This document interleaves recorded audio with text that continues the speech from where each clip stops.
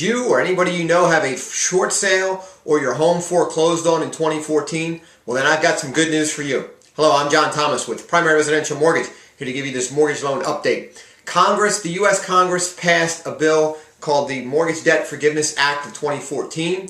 It was part of a larger bill called the Tax Increase Prevention Act of 2014. That passed in a last-minute Congress session December 2014, and that's great news. It allows anybody that had a short sale or a foreclosure in 2014 to have that debt forgiven and not included on their federal income tax for 2014.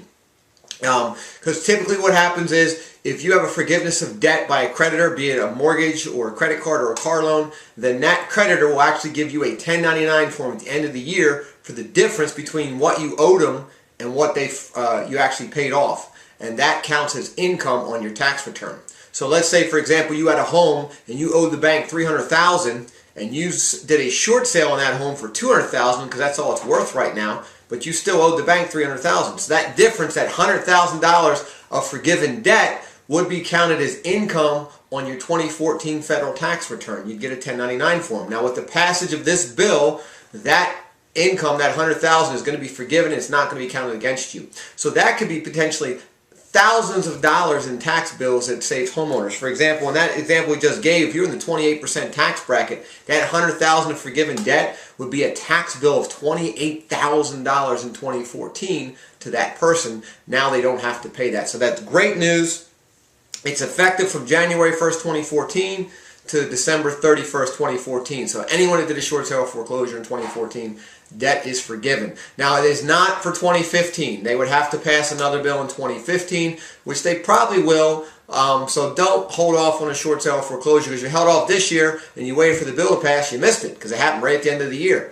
So if you need the short sale, you got to have the foreclosure going to happen. Just let it happen in 2015, and hopefully Congress will extend this bill again in 2015. But this current bill is only for 2014.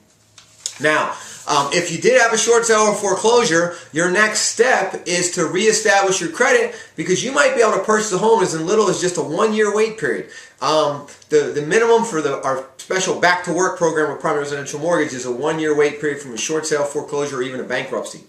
So you got to reestablish your credit. So if you're interested to see when your wait period would be and what steps you need to take so that you can become a homeowner again, give us a call in the office, 302-703-0727, or in Maryland, 410-412-3319. Or you can start the process online, www.primaryresidentialmortgage.info.